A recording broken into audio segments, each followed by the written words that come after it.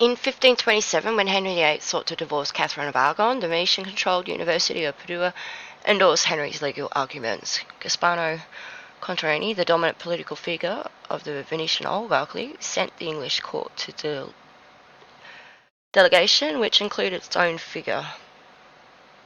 uncle, Frenzo Zori. The oligarch and the intelligence operative, Zori, consummately skilled in playing on Henry's lust and paranoia, become the founder of the powerful Freemason tradition in the Tudor court. Later, Henry VIII took a momentous step in breaking up the Roman papacy to become the new Constantine and founder of the Anglican Church. He did this under the explicit advice of Thomas Cromwell, a Venetian agent who had become his chief advisor. Thomas Cromwell was Henry VIII's business agent in the confiscation of the former Catholic monasteries and other church property, which was sold off to rising families. Thomas Cromwell thus served as a midwife to many in the line of oligarchs.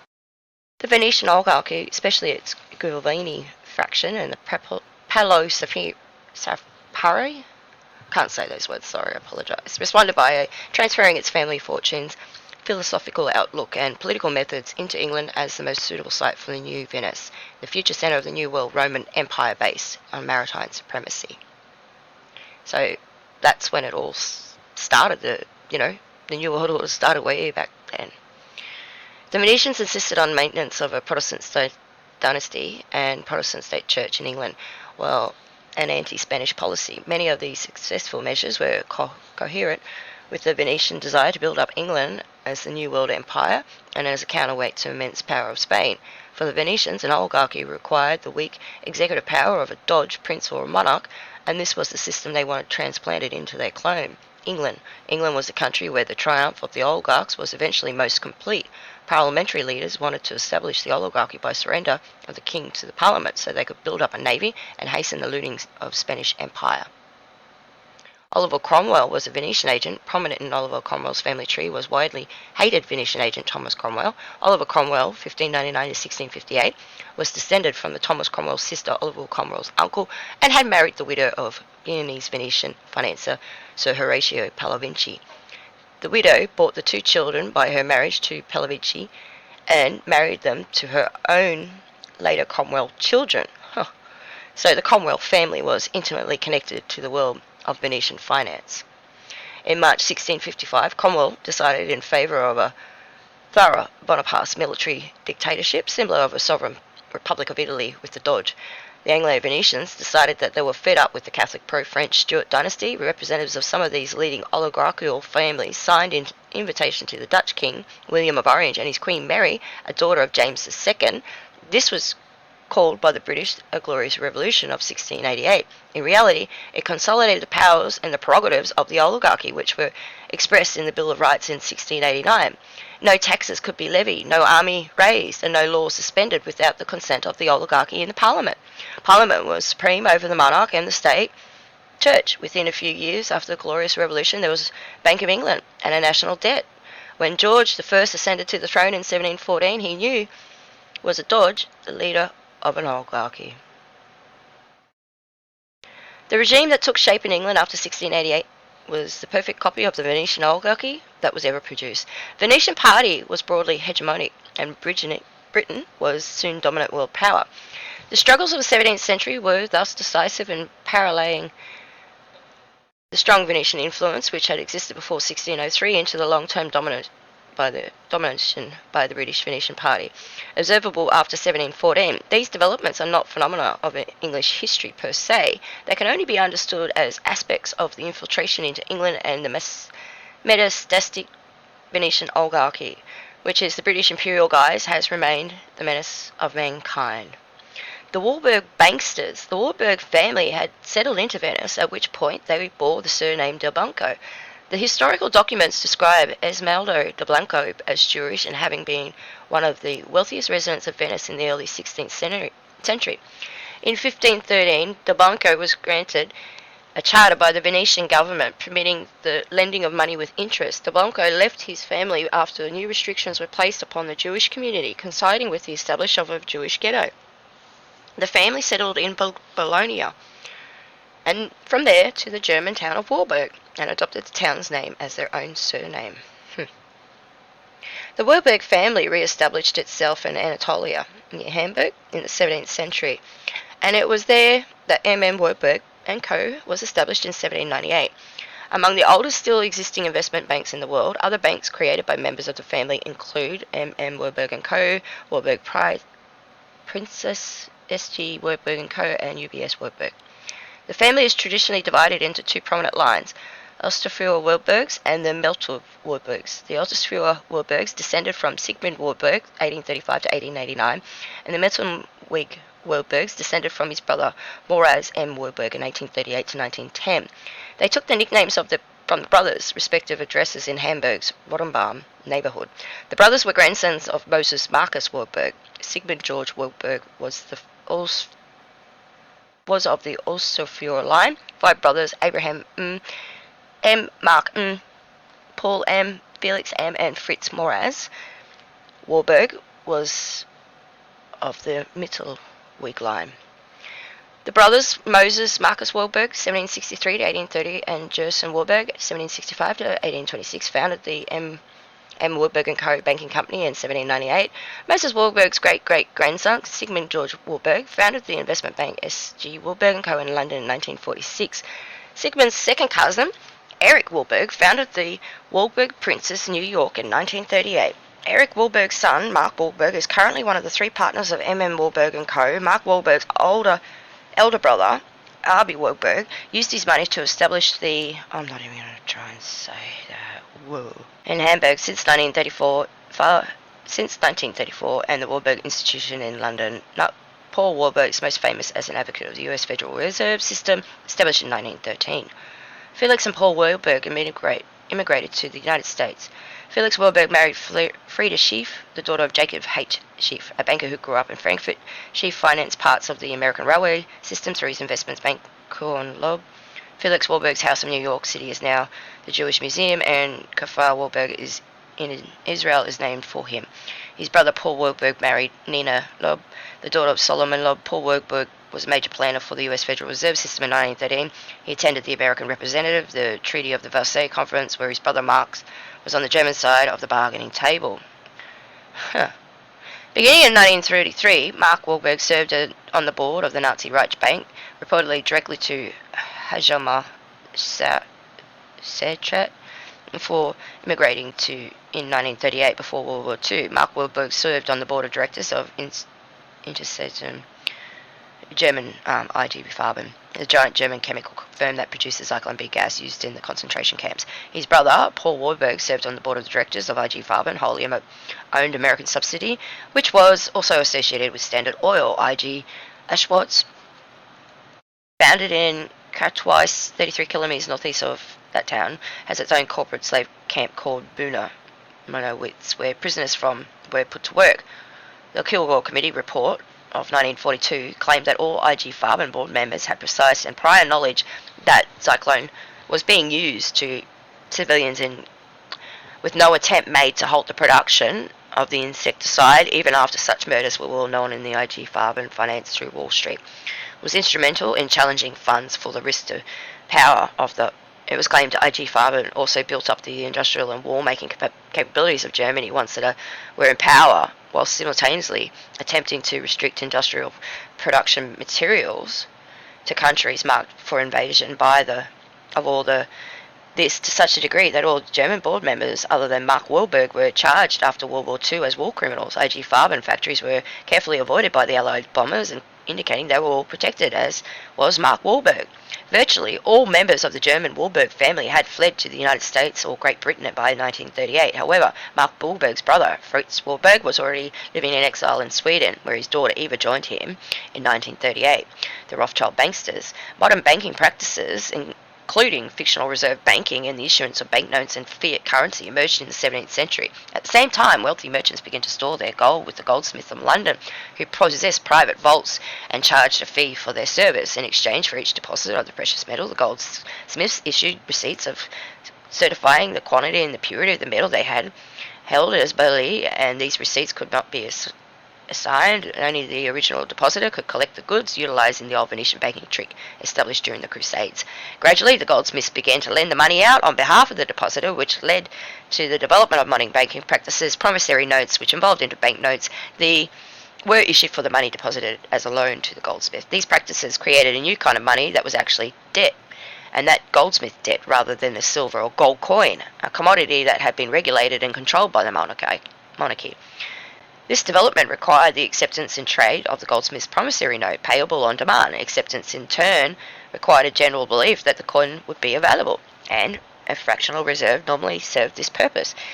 Acceptance also required that the holders of the debt were able legally to enforce an unconditional right to the payment. It required that the notes be negotiable instruments. The concept of negotiability had emerged slowly in the European money markets, but it was well developed by the 17th century. Nevertheless, an Act of Parliament in London was required in 1704 to overrule court decisions holding that the goldsmiths' notes, despite the customs of merchants, were not negotiable. The first bank began the permanent issue of legal government-approved banknotes was the Bank of England in 1695. Initially handwritten and issued on a deposit or as a loan, they promised to pay the bearer the value of the note on demand. By 1745, the standardised printed notes ranging from £20 to £1,000 were being printed. Fully printed notes didn't require the name of a payee, and the cashier's signature first appeared in 1855. I think the printing presses were invented around 1450, so 200 years. With free-flowing fiat currency and the trust of people using fake money, banking families dealt in everything from underwriting bonds to originating foreign loans, facilitating trade growth, profiting on England's emerging dominance in a seaborne trade, and the greatest money maker of all, war. Two warlord banking families, Rothschilds and the Baring, established merchant banking firms in London in the late 18th century and came to dominate world banking in the next century. Some argue that all the central banks of the Rothschilds still dominate world wealth to this very day. The Rothschild family pioneered the international finance in the early 19th century and even provided loans to the Bank of England and purchased government bonds in stock markets. In 1804, Nathan Mayer Rothschild began to deal on the London Stock Exchange in financial instruments such as foreign bills and government securities. From 1809, Rothschild began to deal in gold bullion and developed this as a cornerstone of his business. His four brothers helped coordinate the activities across the continent, and the family developed the network of agents, shippers, and couriers to transport the gold and intelligence across Europe. Now, this happened because they basically bankrupt the actual family before the Elizabeth family. They were the real royals that actually moved to Australia to get away from it all. The Rothschild family bankrupted them. Rothschild family was instrumental in supporting railway systems across the world and in complex government financing for projects such as the Suez Canal.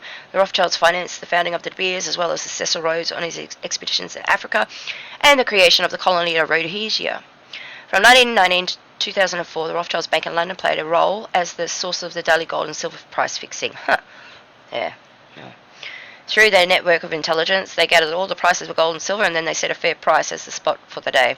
Later, they even set the LIBOR price to index to control banks. Through these Rothschild network banks, corporations, gold and silver fraud, and the control of the national currency through the Venetian-style central banks, these worldwide bankers helped start every war in modern times. The Dutch House of Orange founded the Bank of Amsterdam in 1609 as the world's first central bank. Prince William of Orange married into the English House of Windsor, taking King James II's daughter Mary as his bride. The Orange Order Brotherhood, which fomented the Northern Ireland Protestant violence, put William III on the English throne, where he ruled both Holland and Britain. In 1694, William III teamed up with UK ancestry aristocrats. In 1694, William III teamed up with the UK aristocrats to launch a private Bank of England. The Rothschilds and their partners gradually came to control the Bank of England as well as their daily London gold fixing, which occurred in NM Rothschild's Bank until 2004. Mayor Amschel Rothschild sold the British government German Hessian mercenaries to fight against the American revolutionaries, diverting the proceeds to his brother Nathan in London, where NM Nathan and Mayer Rothschild and Son was established. Mayer launched his fortune on the money embezzled from the royalist administrator of the Hanse-Kassel region. Rothschild controlled Barings Bank, bankrolled the Chinese opium and Africa slave trades. It also financed the Louisiana Purchase, with several states defaulted on its loans. Barings bribed Daniel Webster to make speeches stressing on the virtues of loan payment. The states had their grounds, so The states held their ground, so the House of Rothschild cut off the money spigot in 1842, plunging the US into deep recession. It was often said that the wealth of the Rothschilds depended on the bankruptcy of the nations. Mayer Amschel Rothschild once said, "I care not who controls the nation's political affairs, so as long as I hold the currency." So I was looking because this was a massive depression that flattened Germany and US in the 1800s, and I think it's all around this time where the mud flood stuff happened. Perhaps that was, when World War One and Two were kicking off, and let's say, yeah. The House of Rothschild financed the Prussian War, the Crimean War, the British attempt to seize the Suez Canal from the French. Nathan Rothschild made a huge financial bet on Napoleon at the Battle of Waterloo, while he was also funding the Duke of Wellington's Peninsula campaign against Napoleon. Both the Mexican War and the Civil War were gold mines for the family. Once the Rothschild family biography mentions a London meeting where an international banking syndicate decided to pit the North American giant against the South as part of a divide and conquer strategy. German Chancellor Otto von Bismarck once stated, "The division of United States into a federation of equal force was decided long before the Civil War. These bankers were afraid that the United States would upset their financial domination over the world." The voice of the Rothschilds prevailed. The family biographer Niall Ferguson notes a substantial and unexplained gap in private Rothschild correspondence between 1854 and 1860. He says all copies of outgoing letters written by the London Rothschilds during the Civil War period were destroyed at the orders of successive partners. Mayer Rothschild's sons were known as the Frankfurt Five. The eldest, Amschel, ran the family's Frankfurt Bank with his father, while Nathan ran the London operations. Youngest son, Jacob, set up the shop in Paris, while Solomon ran the Vienna beach and Karl was off to Naples. Author Frederick Moulton estimates that by the 1850s, Rothschilds were worth over $10 billion. Some researchers believe that their fortune today exceeds $100 trillion, and that would not surprise me. It would not surprise me.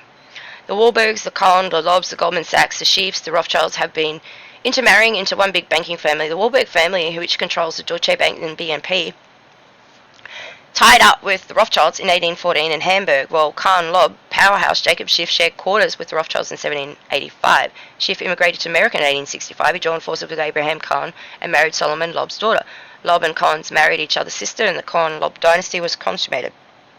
Felix Warburg married Jacob Schiff's daughter. The two Goldman daughters married the two sons of the Sachs family, creating Goldman Sachs. In 1806, Nathan Rothschild married the oldest daughter of Levi Baron Cohen, leading financier in London. Thus, Merrill Lynch, Super Bowl, Abbey, Joseph Cohen, and Clinton's Secretary of Defense William Cohen are likely descendants from the Rothschilds. And I just want to say about some of your idols that you people listen to. Taylor Swift, well, her father, this is like who he is, her mother worked in finance, and her father, descendant of 3 generations of bank presidents. And you don't get to be president unless you're head of it, in the family, is a stockbroker for Merrill Lynch. So, you really should be careful. Like, apparently he was the one that, put her there, and he relocated once Merrill Lynch was broken up after the 2008 crash. But, basically she was put there, and they've made money off her.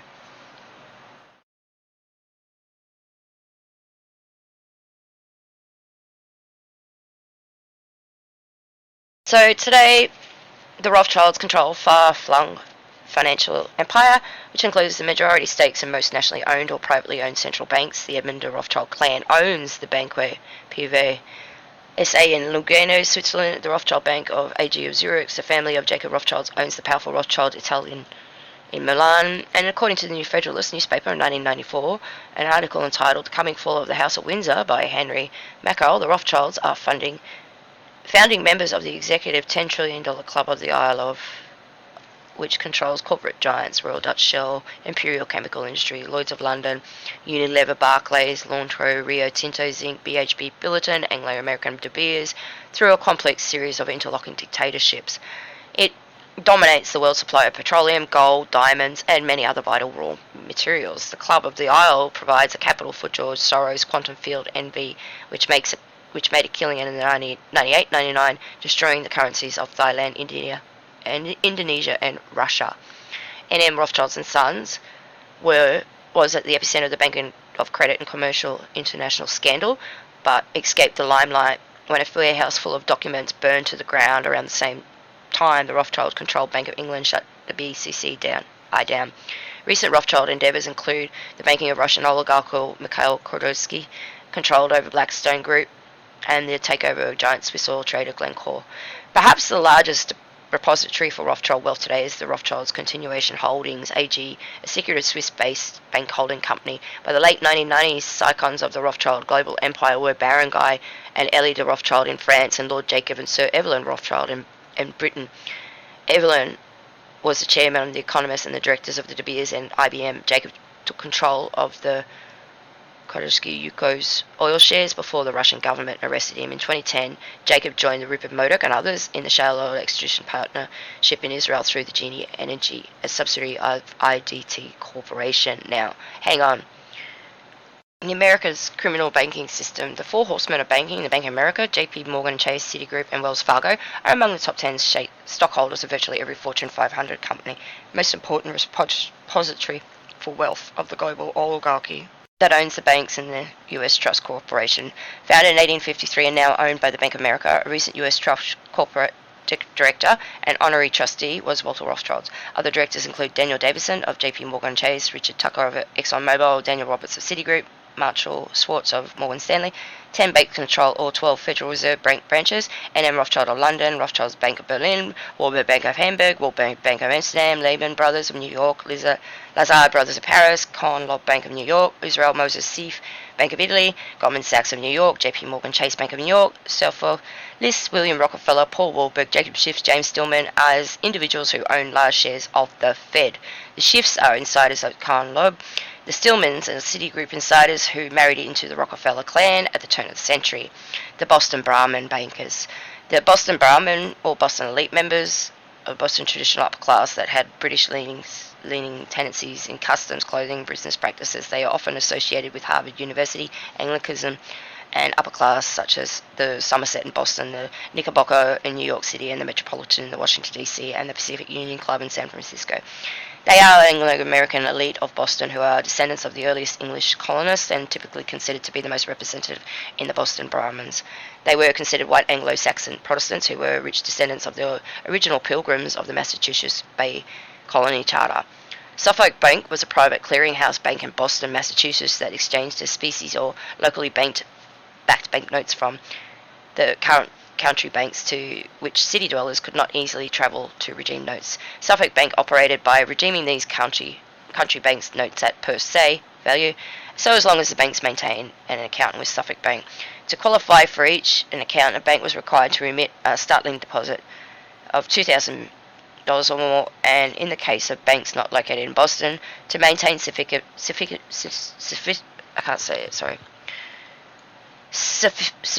balance to redeem any of the banknotes that Suffolk Bank might receive for redemption. Beginning in 1824, all of the banks in Boston, with the exception of the New England Bank, competing clearinghouse bank, agreed to make the Suffolk Bank their agent for the redemption of bills outside the banks. The bank operated in this manner until the Bank of Mutual Redemption was organized in 1858 and assumed this role for New England banks. Following the passage of the National Bank Act of 1864, the Suffolk Bank was reorganized and renamed as Suffolk National Bank in 1865 and continued to operate as the National Bank until it was dissolved in 1904. The Suffolk system was the first regulatory banking system arrangement of the remote banks created in the United States. The Suffolk Bank became one of the most profitable in the country and continued to operate under the Suffolk system until rival institutions complained of dictatorial practices and eventually led national legislation banned state banknotes. The Suffolk system was the predecessor to modern banking practices and led creation of the Federal Reserve that still operates today. Suffolk Bank eventually became the first clearinghouse to launder British opium currency from the Boston shareholders of the Levant Company. These Boston bankers financed the Boston Brahmins with 100% British Crown-owned companies, Levant, British East India, and Royal British Africa, funded by the British Rothschilds banking barons. These Suffolk systems included laundering of the slave and opium trade in Boston that made the Boston Brahmins unnaturally rich. Opium was even considered a currency by these Boston Brahmin banksters who brought great prosperity to the city. State Street. Another corrupt Boston bank that has become one of the four largest asset management companies in the world is State Street Bank and Trust, in which founded in Boston in 1792. It is the second oldest continually operating United States bank and is headquartered in 1 Lincoln Street, Boston, with operations worldwide. The company is named after State Street in Boston, which was known for the great state to the sea. In the 18th century, as Boston became the flourishing maritime capital, the company's logo includes a clipper to reflect the importance of maritime industry, slaves, and opium in Boston during the time. State Street Corporation provides financial services, asset management services, and is a bank holding company. State Street is currently ranked 15th on the list of largest banks in the United States by asset, and is one of the largest asset management companies in the world with 3.9 trillion under management and 43.3 trillion under custody and administration. It is the largest custodian bank in the world, providing security services. The company is ranked 247th in the Fortune 500 as of 2019, and it is on the list of banks that are too big to fall. Bull crap. No, it's not too big to fall. Morgan banksters. John Pierpont Morgan, 1837 to 1913, presided over the American House of Morgan real finance from the corner of Wall Street and Broad, acting as a quasi-US central bank system since 1838. When George Peabody founded it in London, Peabody was a business associate of the Rothschilds. The Rothschilds preferred to operate anonymously in the US behind a facade of J.P. Morgan and Company, among others. Morgan's financial octopus wrapped its tentacles quickly around the globe. Morgan Grenfell operated in London. Morgan ruled in Paris. The Rothschilds, Lambert cousins, set up the Drexel Company in Philadelphia. The House of Morgan catered to the Astors, the DuPonts, the Guggenheims, the Vanderbilts, and the Rockefellers. It's financed the launch of AT&T, General Motors, General Electric, and DuPont. Like the London-based Rothschilds and Baring banks, Morgan became part of the power structure in many countries. By 1890, the House of Morgan was lending to Egypt's central bank, financing Russian railroads, floating Brazilian provincial government bonds, and funding Argentine public works projects. A recession in 1893 enhanced Morgan's power. That year, Morgan saved the US government from a bank panic by forming a syndicate to prop up the government reserves with a shipment of $62 million worth of gold from Rothschild. So much of this stuff is hidden that people aren't even aware of. Morgan was the driving force behind the western expansion of the US, financing and controlling westbound railways through voting trusts. In 1879, Cornelius Vanderbilt Morgan financed New York Central Railway, gave preferential shipping rates to John D. Rockefeller, budding Standard Oil monopolies, centering the Rockefeller-Morgan relationship. The House of Morgan now fell under Rothschild and Rockefeller and family control. Morgan and Edward Harriman's banker, Corn Lobb, had monopoly over the railways, while banking dynasties Lehman and Goldman Sachs and Lazard joined the Rockefellers in controlling the U.S. industrial base. In 1903, the Bankers Trust was set up by large banking families. Benjamin Strong of Bankers Trust was the first governor of the New York Federal Reserve Bank. By 1913, the creation of the Federal Reserve fused the power of the banking families to the military and the diplomatic might of the U.S. government. If their overseas loans went unpaid, their oligarchs can now deploy U.S. Marines to collect their debts. Morgan and Chase Citibank formed an international lending syndicate. The House of Morgan was a cozy with the British House of Windsor and the Italian House of Savoy, the Count Lobbs, the Warburgs, the Lehmans, the Lizards, the Israel Moses Seifs. The Goldman Sachs had close ties by the European royalty. By 1895, Morgan controlled the flow of gold in and out of the U.S. The first American way of mergers was in its infancy and was being promoted by the banksters in 1897. There were 69 industrial mergers. By 1899, there were 1,200. The French Lazard family became deeply involved in the House of Morgan interests. Lazard Frères, France's biggest investment bank, is owned by the Lazard and David Wheeler families, old Genoese banking icons. In 1968, Morgan Gertie launched the Euroclear, a Brussels-backed bank clearing system for Eurodollar securities. It was the first such automated endeavour. Some took to calling Euroclear the beast. And Brussels serves as the headquarter for the European Central Bank and for NATO. In 1973, Morgan officials meet secretly in Bermuda to legally resurrect the old House of Morgan. 20 years before the Glass-Steagall Act was repealed, Morgan and the Rockefellers provided the financial backing for Merrill Lynch, boosting it into the big five of the U.S. investment banking. Merrill is now part of Bank of America. Public distrust of the banking families is pronounced, and as many consider them traitors working for the European old money. Rockefeller, Standard Oil, Andrew Carnegie's U.S. Steel, Edward Harriman's railways were all financed by banker Jacob Schiff at Cohen Lobb, who worked closely with European Rothschilds. Several Western states banned the corrupt cabal of European bankers. Populist preacher William Jennings Bryan was thrice the Democratic nominee for president from 1896 to 1908. The central theme of his anti-imperialist campaign was that America is falling into the trap of financial servitude to a British capital. Teddy Roosevelt defeated Bryan in 1908, but was forced by his spreading populist wildfire to enact the Sherman Antitrust Act. He then went after Standard Oil Trust. In 1912, the Peugeot hearings were held addressing the concentration of power on Wall Street. The same year, Mrs. Edward Harriman sold her substantial shares in New York's Glutonry Trust Bank to J.P. Morgan, creating Morgan Guaranty Trust. Judge Louis Brandeis convinced President Woodrow Wilson to call for an end to interlocking board of directors. In 1914, the Clayton Antitrust Act was passed. Jack Morgan, J. Pierpont's son and successor, responded by calling on the Morgan clients, Remington and Winchester, to increase arms productions. He argued that the U.S. needed to enter World War I. Goaded by the Carnegie Foundation and the oligarchy fronts, Wilson accommodated. The House of Morgan financed half of the U.S. war while receiving commissions for lining up contracts like GE, DuPont, U.S. Steel, Canaccord, Asaco, as well as where Morgan clients. Morgan was also financed the British Boer War in South Africa and the Franco-Prussian War. The 1919 Paris Peace Conference was presided over by Morgan, which led both German and Allied reconstructions. They also financed the Freemasons when they cut off Queen Mary's head. They financed all of that, the French Revolution. By the 1930s, populism resurfaced in America after Goldman Sachs, Leonard Banks, and others profited from the crash of 1929. Senator Gerald Nye, Democrat, chaired the munitions investigation into 1936 and concluded that the House of Morgan had plunged the U.S. into World War I to protect its loans and create a booming arms industry. Nye later produced a document titled The Next War, which cynically referred to the old goddess of democracy trip. The old goddess of democracy trip, through which Japan could be used to lure the U.S. into World War II. Thus, warmongering of the banksters is easy to predict, as their standard plans for continual war started in World War II and subsequently every war in modern times. And that's still going on today, but you just don't recognize it as war. Rockefeller banksters. John D. Rockefeller used his oil wealth to acquire Equitable Trust, which gobbled up several large banks and corporations by the 1920s. The Great Depression helped consolidate Rockefeller's power. His Chase Bank merged with Cohen-Loeb Manhattan Bank to form Chase Manhattan, cementing a long-time family relationship. The Cohen-Loebs had financed, along with the Rothschilds, Rockefeller's quest to become king of oil. National City Bank of Cleveland provided John D. with the money that he needed to embark upon his monopolization of the U.S. oil industry.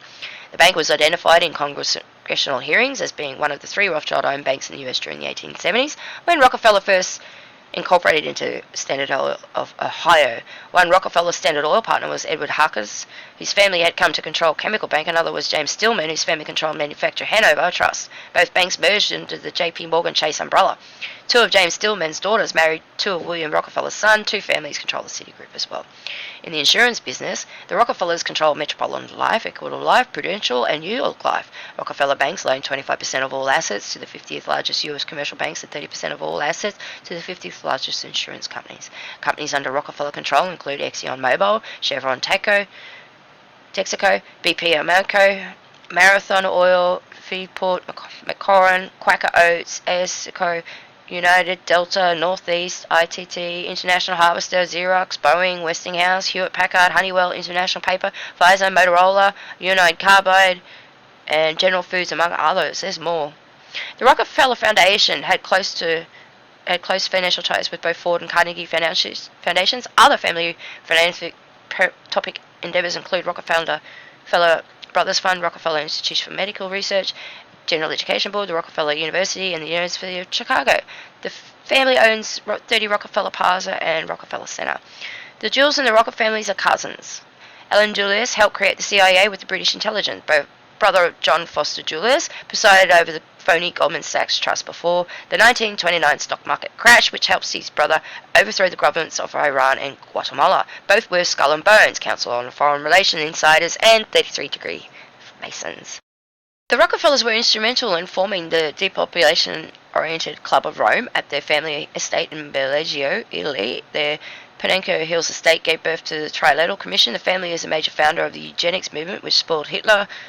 I'm not going into that. John Rockefeller Jr. headed the until his death. His namesake son is a senator from West Virginia. Brother Winthrop Rockefeller was lieutenant governor of Arkansas and remains the most powerful man in that state. But of all the Rockefeller brothers, it is the Trilateral Commissioner, founder of Chase Manhattan, Chairman David, who is the spearhead at the famous fascist agenda on the global scale. He defended the Shia of Iran, the South African apartheid regime, and the Chilean Pinochet junta. He was the biggest financier on the Council of Foreign Relations, the Trilateral Commission, and the Committee for an Effective and Durable Peace in Asia. The development of central banking. The central banking practice of the Venetian central bankers spread throughout Italy, Germany, Holland, and England. These practices led the Bank of Amsterdam to become a model for the functioning of a bank and the capacity of a monetary exchange, as well as the development of all services associated with the central bank.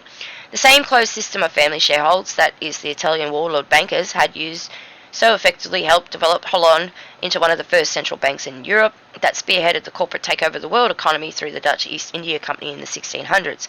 The Dutch developed the model that was later used by the British East India Company that became a rival for the space trade market. I think it was more slave trade and looting and robbing. The Dutch were using methods of warlord bankers turning trade in with a sword. They developed the most powerful armada of the time that fleeced the spice nations of the East and began claiming resources and land as their own. Eventually, when the British got involved in the spice trade, the Dutch added slavery to their crimes against humanity. In England in the 1690s, public funds were in short supply and were needed to finance the ongoing conflict with France. William III's credit was so bad that it was impossible for him to borrow the needed money. In order to induce subscription to the loan, the subscribers were to be incorporated into the name of the governor and the company of the Bank of England. The bank was given exclusive possession of the government's balances and was the only corporation allowed to issue banknotes. So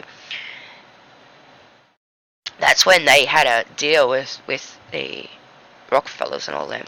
The Rothschilds, sorry. The lenders would give the government cash,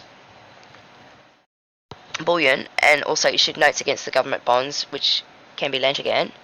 The establishment of the Bank of England, the model on which most central banks have been based on, was devised by Charles Montague, the first Earl of Halifax, in 1694. Until the mid-19th century, commercial banks were able to issue their own banknotes, and notes issued by the provincial banking companies were commonly in circulation. Many consider the origins of the central bank to lie with the passage of the Bank of Charter Act in 1844. Under this law, the authorization to issue new banknotes was restricted to the Bank of England. The act served to restrict the supply of new notes reaching circulation and give the Bank of England an effective monopoly on the printing of new notes.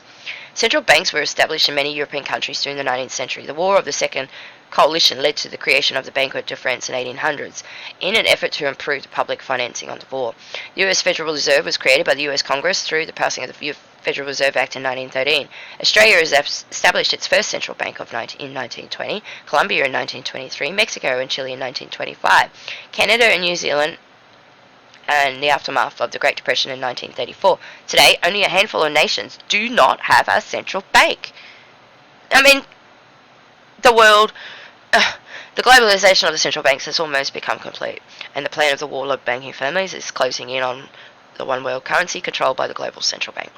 Who owns the US Federal Reserves? As an example of the power and the control of the nation's central bank, we need only to look at the US Federal Reserve, which is not owned by the US.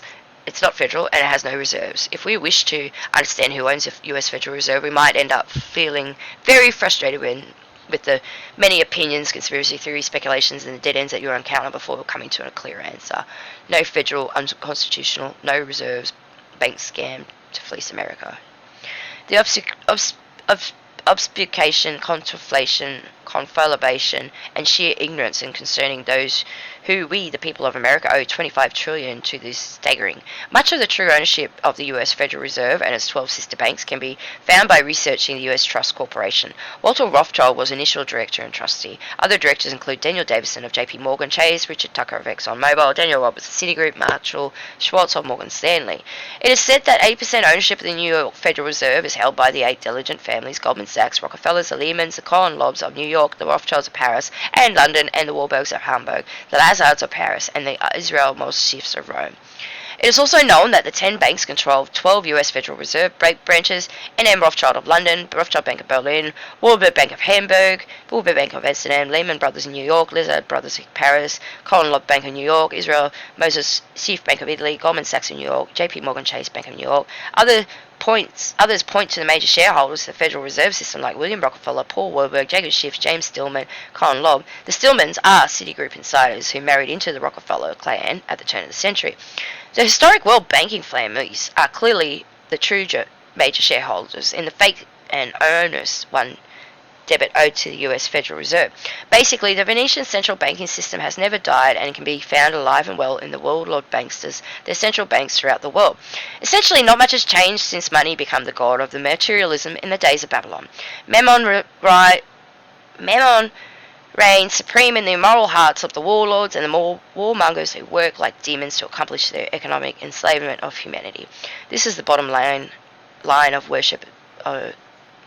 This is the bottom line of the worshippers of Mammon: control human willpower and freedom. Banksters do not work in a central vacuum, and most enlist to help the politicians to make laws that always support the corporations over citizens, profit over morality, and money over human life. These warmongering politicians are paid well for their corrupt services inside of government, where they stand guard protecting the crimes of the wealthy banksters and brokers. These evil politicians get their hands dirty and drenched in the blood of their citizens, and are supposed to be working for their sworn duty. Without their political ideologists, the propagandists, and the public megaphones, the mainstream media working for the rich elite, the agendas of the warlord bankers might have been slowed down or, heaven forbid, be investigated for the overt corruption that is the very foundation of these warmongering institutions.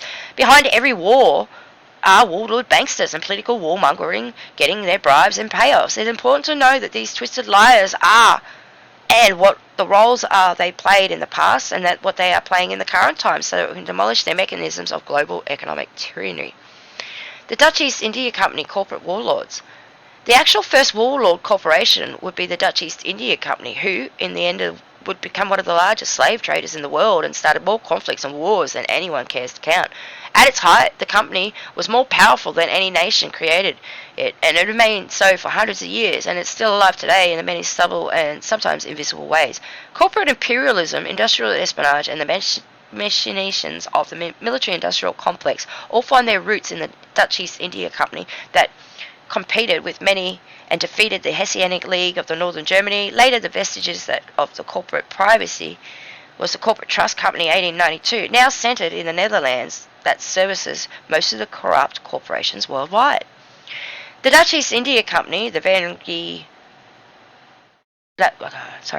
was mega corporation founded by the government-directed amalgamation of several rival Dutch trading companies. The VOC was established in 1602, chartered company, limited liability corporation to trade with India and Indianized Southeast Asian countries. The Dutch government granted VOC a 21-year monopoly on the Dutch spice trade. The company VOC has been often labelled trading company or sometimes shipped company, but it was actually a pro-conglomerate company, diversifying into multiple commercial and industrial activities such as international trade, shipbuilding, production, spice, sugarcane, wine, opium trade, and the theft of natural resources, including human trafficking and slavery. The company was historically a state-sponsored rather than a pure for-profit corporation. Originally a government-backed military commercial enterprise, the VOC was a wartime brainchild of the leading Dutch Republican statesman John van Oldenburg. It was a state general from its inception, and in 1602 the company was not only a commercial enterprise but was also effectively an instrumental war in the young Dutch Republic's revolutionary global war against the powerful Spanish Empire and the European Union, 1579 to 1648. In the early 1600s, by widely issuing bonds and shares of stock to the general public, the VOC became the world's first formally listed public company. It was the first corporation to be listed on an official stock exchange. The VOC was very influential in the rise of corporate-led globalization in the early modern period, and an attitude that the corporations can do whatever they can get away with, including outright war. In many respects, modern-day corporations are all the direct descendants of the VOC model. The VOC also served as a direct model for the organisational reconstruction of the British East India Company in 1657. The VOC, for nearly 200 years of its existence in 1602 to the 1800s, had effectively transformed itself from a corporate entity into a state or empire of its own right, and scourged throughout the world, bringing corporate imperialism into countries they conquered. In its foreign colonies, the VOC possessed quasi-government powers, including its ability to wage war, imprison, execute convicts, negotiate treaties, strike on its own chords, establish colonies. Because of its main foreign posts, the VOC is often considered the world's first true transnational corporation. Along with the West East India Company, the VOC was seen as the international arm of the Dutch Republic and power behind the Dutch Empire. The company was first nationalised in 1796 and finally dissolved in 1799. Ha! Look how quick that went down once it was first nationalised. All assets were taken over by the government, with VOC territories becoming Dutch government colonies. The VOC historic roles contributions have long been heavily criticised for its monopoly policy, exploitation, colonialism, drug trafficking, use of violence, slavery, and is this image of corporatism. It's not often displayed because we are still living in the shadow of the VOC's imperialism, but that was directly connected to the American Revolution and other wars. The British East India Company is corporate warlords.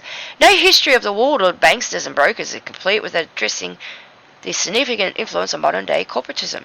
The main tool for doing dirty work of the banking families, it is well known by the Venetian central bankers that war makes a great deal of money for war.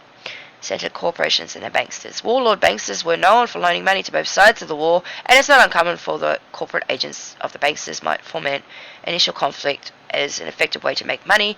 Essentially, the bankers directed the war efforts, both with money and networks of intelligence. It's eventually become the accepted practice that the entire nations began defending individual corporations, resources theft in foreign countries, and ignore the imperialism that came with this type of weaponized corporate fleecing.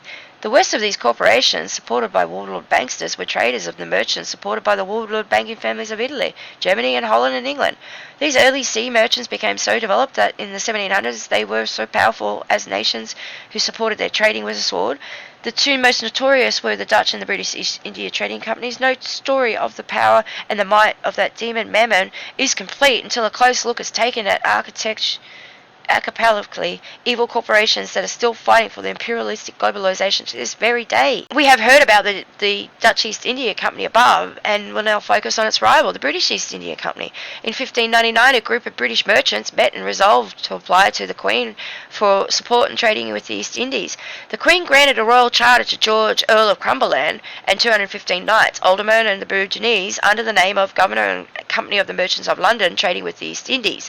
For a period of 15 years, the charter awarded with newly formed company a monopoly on English trade with all the countries east of the Cape of Good Hope and west of the Straits of Magellan.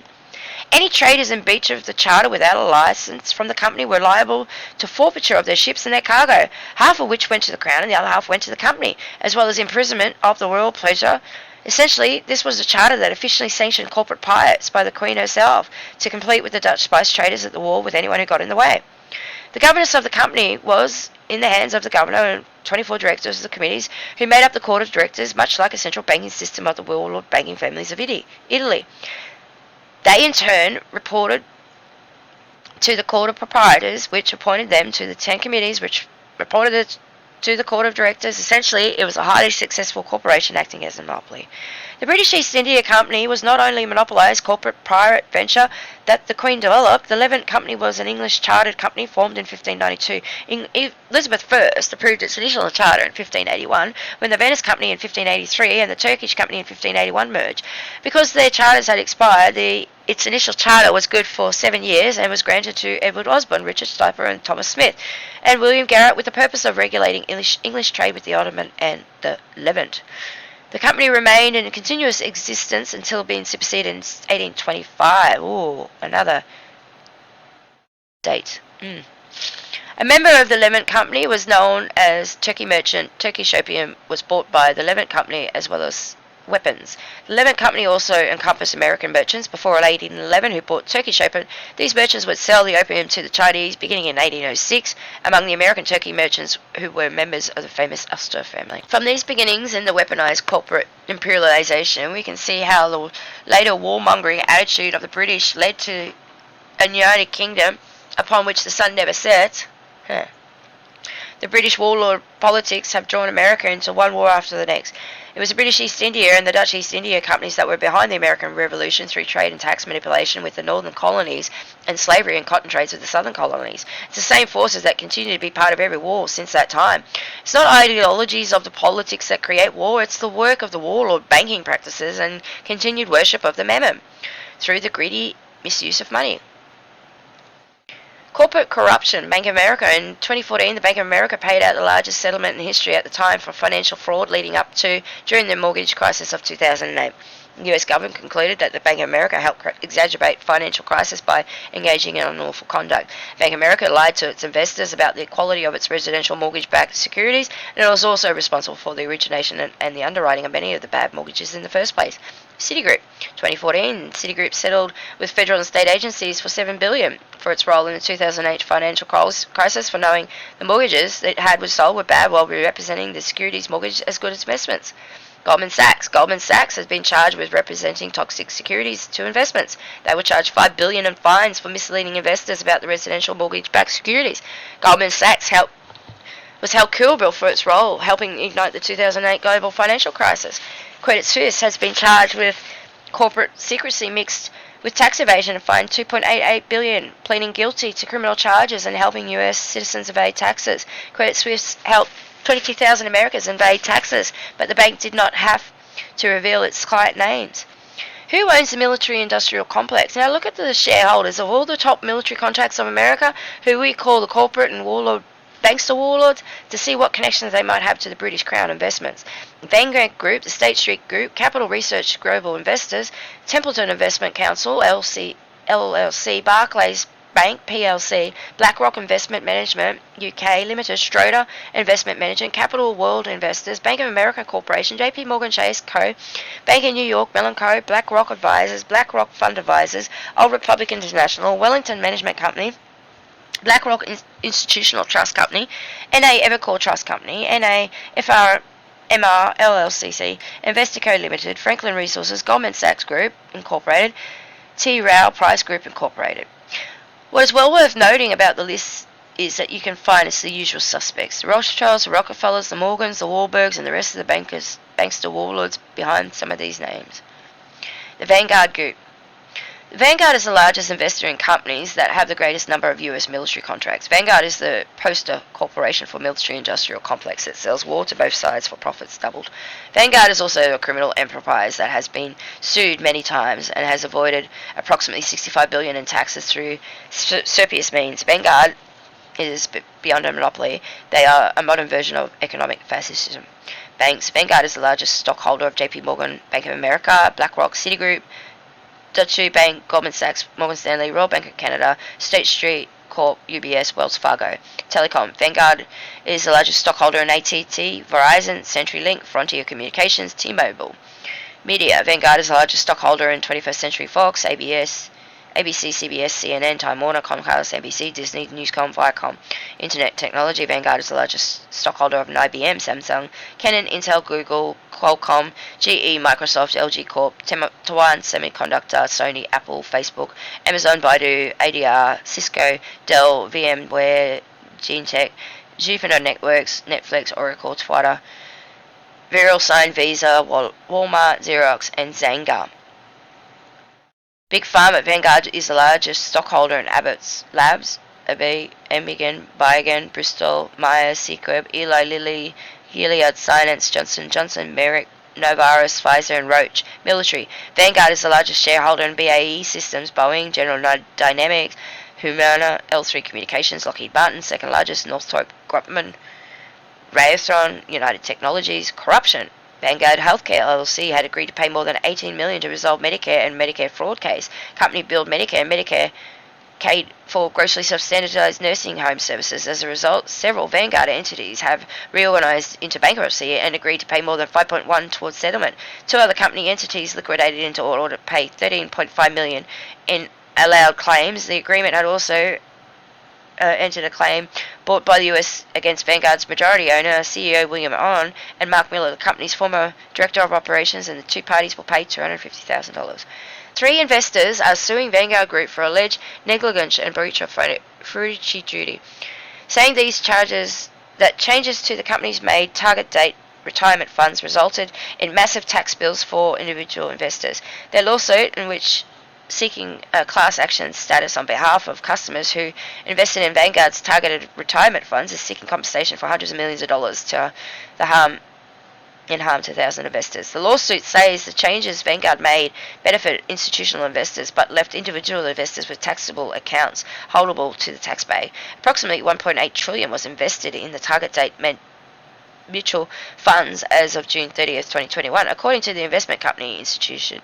The investment lawsuit, which was filed March 14 in a federal court in Philadelphia, stems from charges Vanguard made in late 2020. State Street Corporation was ordered in 2021 to pay $115 million in criminal penalties and enter into a deferred prosecution agreement in connection with a scheme to overcharge custody customers for expenses related to the bank's custody of client access. The financial giant will be held accountable for fraudulent contract and stealing $290 million. Like, you're joking? $115 million is all they get? Like, it should be $1 billion at least. Now, these three seem to own each other. That's the thing. They all own each other's shares, and it's a duopoly that they got going.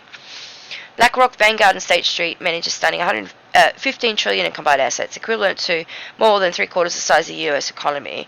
The rapid growth of the big three fund state managers gives them almost sway over financial markets and priorities of corporate America, combined with BlackRock, State Street, and Vanguard, the largest owner of the 88% of the S&P 500 companies. For instance, the big three hold the leading stakes in the companies, including Apple, JP Morgan and Chase, Pfizer, and it's obvious we need to break up with the big three by revamping Dodd-Frank and the 2010 Wall Street Rule Reform Law. BlackRock, the world's largest asset manager, has a stake of at least 5% and a stunning 97.5% of the companies in all the 500 S&P. BlackRock manages more than 95%, $87 billion worth of shares in fossil fuel companies, and is so powerful that the federal government has asked for its help during each of the last two recessions. In March, Federal Reserve tapped BlackRock to manage a first of its kind to buy corporate debt, including junk bonds. The big three are heavyweights in the ETF industry. BlackRock's iShares platform alone managed $2.3 trillion by 3Q of this 2020. State Street's SPDR family of ETFs and Vanguard's ETFs are also very popular. The big three are responsible for between 73 to 80% of the global electronics funds transfer market and sponsor 45 to 50% of the largest funds. The fate of the warlord banking. The influence of Italian, Venetian, German, Dutch, and British banking families has now been laid out for you to reveal the banking family dynasties that created the economic forces behind European monarchs, popes, and nations for the last 900 years. Often this influence was in the form of wars, debtors, prisons, piracy, resource fleecing, militarized mercantilization, and thousands of other evil machinations, which were concisely or unconsciously offered up to the demon Mammon. The creation of currency and money, both minted in fiat, tends to create a broad road to hell. It is unconscious use of the money that feeds this monster. Money should be seen as a beautiful representation of human labor, human willpower that is stored up. When money is deposited in a bank and the bank uses it to make money, evil sets in. When usury takes advantage of the poor and then locks them up for non-payment, evil sets in. When money making is more important than helping others, when evil sets in. When money is more important than love, evil has won. When money is deposited into a bank, the bank uses it to make money, evil sets in. When usury takes advantage of the poor and locks them up for non-payment, evil sets in. When making money is more important than helping others, evil sets in. When is money more important than love, evil has won. The desire for more and more is simply greed, Mammon, and there's no end to its covertness. It cannot be satisfied. The desire to have more than others is envy, and its covertness, which breeds jealousy, leads to lust, gluttony, anger, hatred, and many other evils. Few people have had a great deal of money, have taken on the moral responsibility that should have come with wealth, and have fallen into the dark and immoral practices that resemble the realms of hell that Dante often described. Often the richest people are the most miserable and have lost their ability to feel simple love or experience simple pleasures. Mammon has promised their cold hearts more and more, but left them unfulfilled and unhappy. The desire for money, power, control cannot be satisfied ever.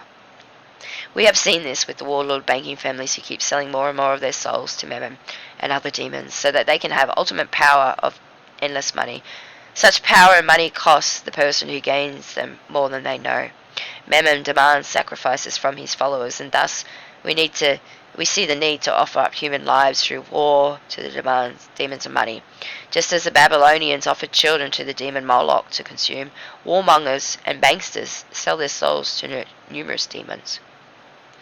Now, my subscribers would know exactly what that is right there.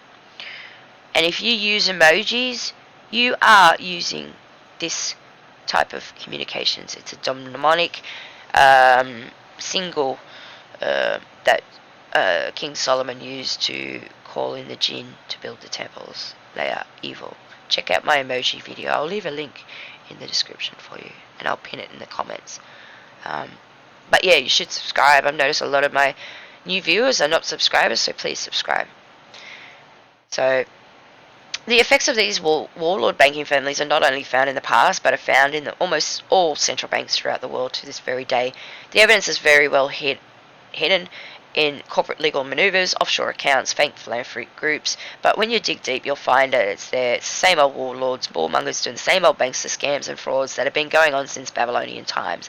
We will find that even the same evil demons are worshipped in the same fashion in many instances. The rich elite believe that they are above all laws and that they are global oligarchs, lords, like the rest of us are their slaves, servants in a debtor's prison camp, called the kingdom of oligarchs, warlord, banksters, and evil brokers. This article is the basis of what is needed as an overview of the past if you wish to understand the warlord, banksters, and the brokers in the fashion of the anonymous patriots refer to them.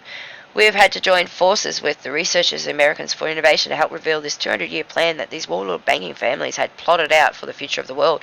The plan began with people like Lord Shelburne, Jeremy Benthman's propaganda, and led to Cecil Rhodes and Alfred Manners, whose round-table politics have driven war policy for the Anglo-American alliance. What was needed to fully understand what this 100-year plan was all about was the understanding of the genesis and the development of these economic predators in the past, especially those banking families that are still in powerful forces of the economics today, global economics today. Much of the anonymous patriots reveal in our research is disconcerting to those who had not studied the history outside the mainstream propaganda found in history books produced by those banking oligarchs who do not want you to know the history to be known. We cannot apologize for our grotesque and evil practices of these bankers. We cannot apologize for the grotesque and evil practices of these banksters. In our research, we needed to connect to the oligarchs' insatiable desire for money, to the worship of Mammon, but we can point out that consciousness is all that is needed to shine this disinfecting light of the day on the dark works of the demon worshippers until they melt away completely. Simple solutions will end Mammon's control of nations, war, poverty, and evil.